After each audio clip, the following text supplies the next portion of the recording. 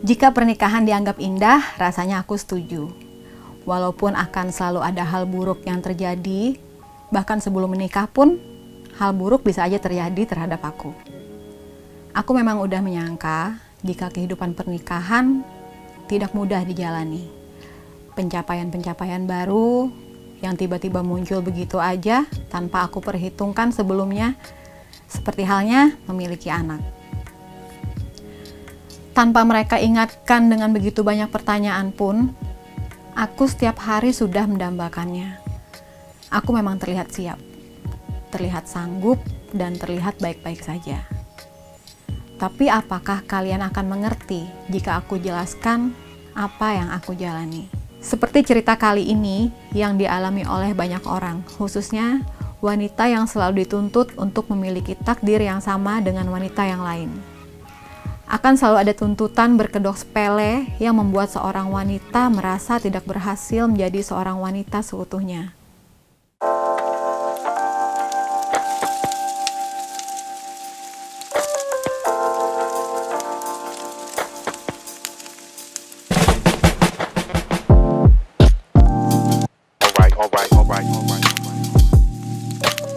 Ketika hidup lo udah terlalu sibuk dengan karir dan pekerjaan, dan semua terasa berjalan begitu cepat, terkadang problematika pasti ada.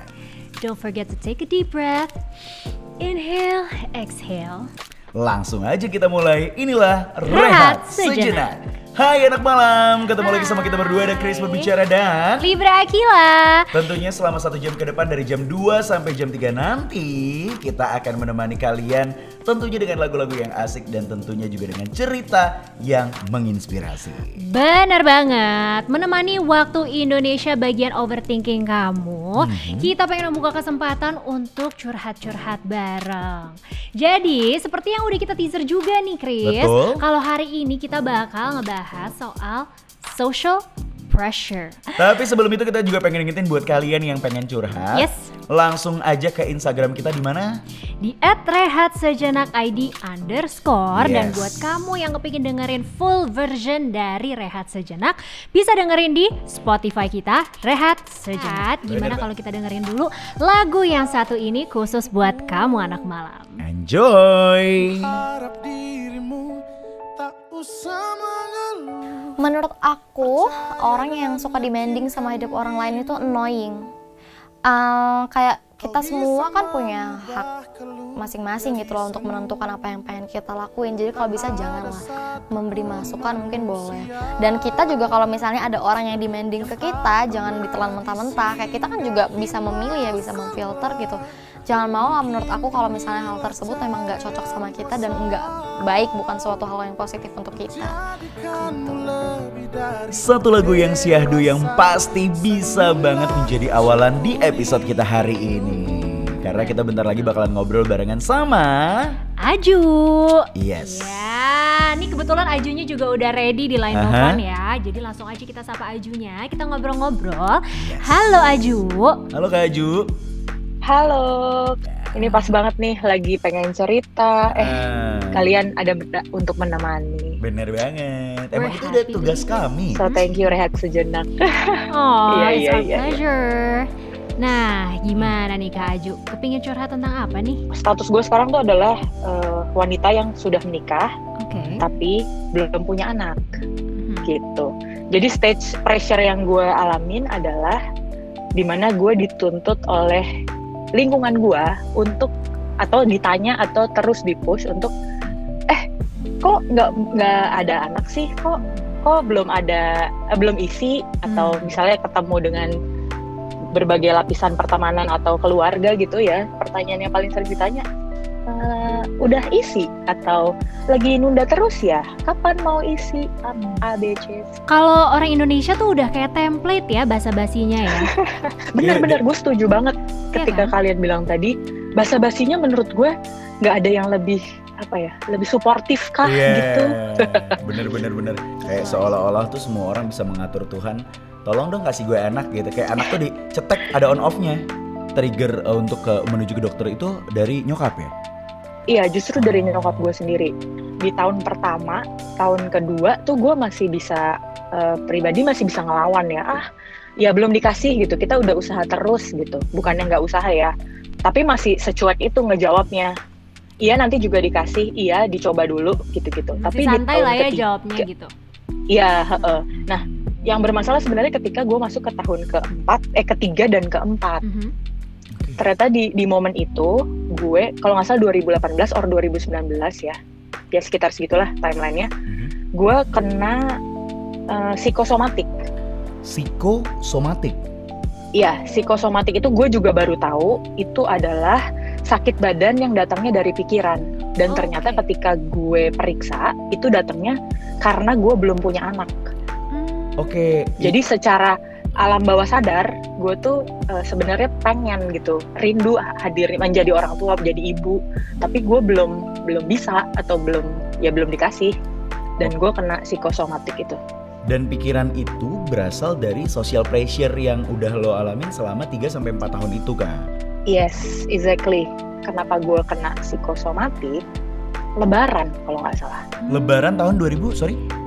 Kalau Lebaran itu biasanya momen-momennya ya, ketika kita harus mempersiapkan mental baja untuk menangani komentar-komentar. Iya, nah semua timeline dan pertemanan gue dan suami gue dan itu fotonya family picture with kids. Gue kayak oh my god, itu sih sebenarnya pemicu gue kenapa bisa kena psikosomatik gitu. Gejala yang gue alamin adalah detak jantung gue tuh berdebar nggak teratur ya, sampai gue mengira gue kena serangan jantung. Itu berapa lama kan? Kayak gitu. Gue ngerasain tuh 3 hari. Sampai gue ada di tahap di hari ketiga gue takut untuk merem karena gue takut besoknya gue nggak bisa bangun. Oke, terus setelah 3 hari kamu ngerasain jantung yang berdebar tidak beraturan itu, baru kamu akhirnya ke dokter dan dijelaskan sama dokter kalau kamu mengalami psikosomatik. Betul dokter. Gue dan suami memutuskan untuk ke dokter. Kemudian dokter diagnosa dong.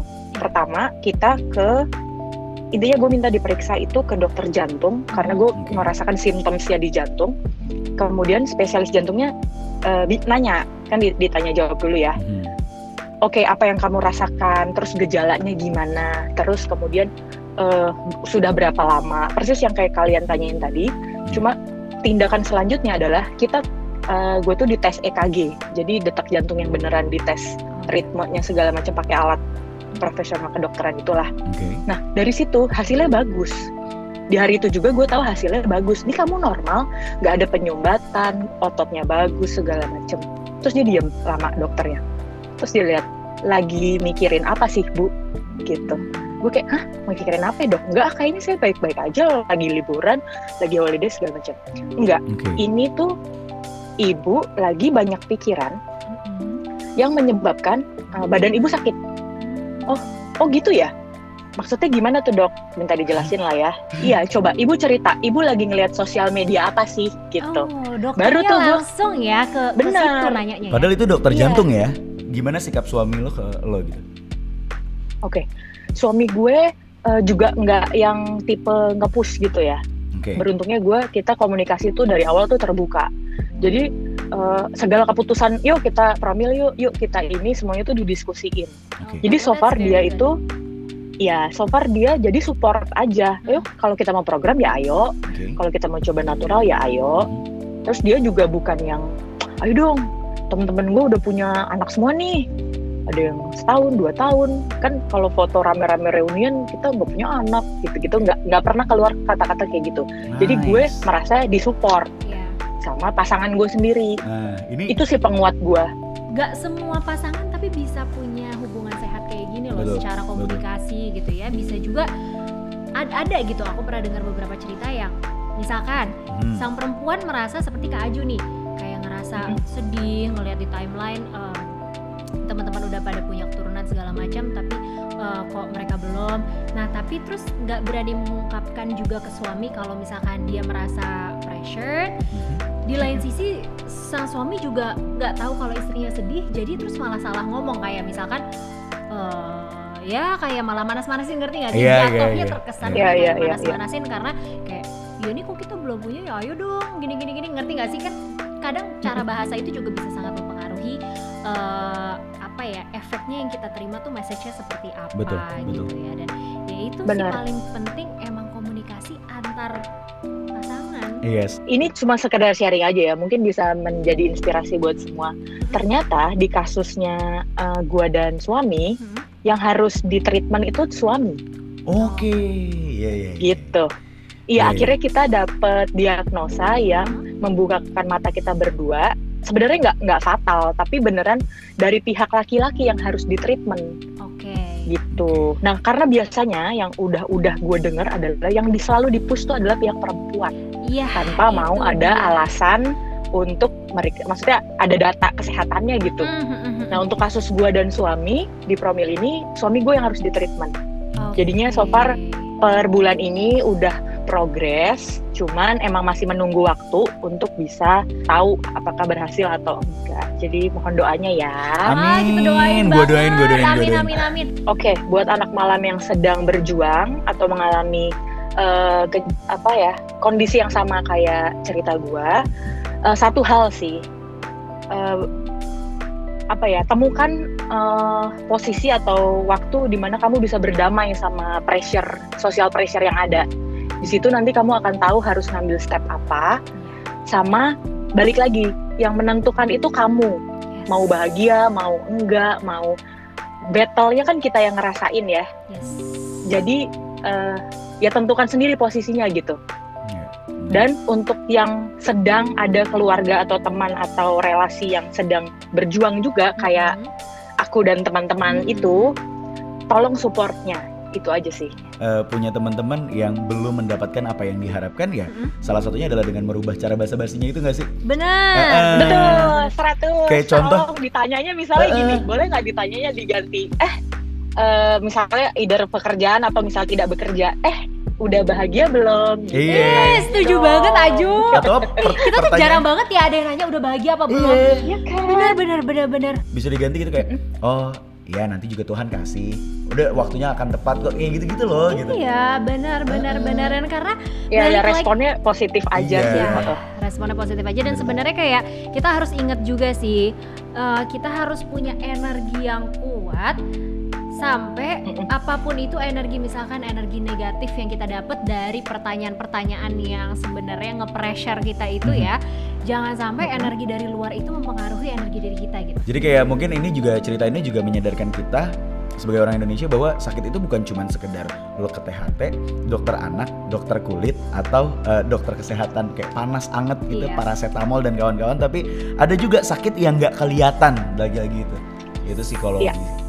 Oke, dan ada pesan-pesan terakhir nggak dari Aju nih buat anak malam? Thank you so much guys sudah mau dengerin cerita aku. For Chris and Libra, senang banget bisa berbagi dan Sama-sama, semoga apa it's yang a pleasure. semoga ini bisa jadi pelajaran buat semua ya. Yes, oke, semangat terus ya Aju ya. Terima kasih. Don't forget to be happy. Ini kalau dari sudut pandang kita sebagai ketika kita saat kita bersosialisasi, hindari berbasa-basi yang notabene nyerang hal-hal yang bersifat personal, apalagi hal-hal yang bersifat nggak bisa kita atur, kayak contoh punya anak, itu kuasa Tuhan men, Yes. kuasa yang maha kuasa gitu. Dan ingat, kita tuh ketika kita nanya itu, kita nggak tahu loh Iya. struggle yang mereka rasain. Nah, Usaha apa yang sudah mereka lakukan atau pengalaman apa yang sudah mereka alami demi misalkan dapat keturunan gitu kan. betul. Dengan kita, mungkin bagi kita, ya gue kan nanya aja ya kan, gue pengen tahu aja, penasaran aja. Ya bagi kita mungkin it's nothing, but bagi mereka it's something big. Buat kalian yang punya cerita dan buat kalian yang pengen bercerita, langsung aja DM kita di mana?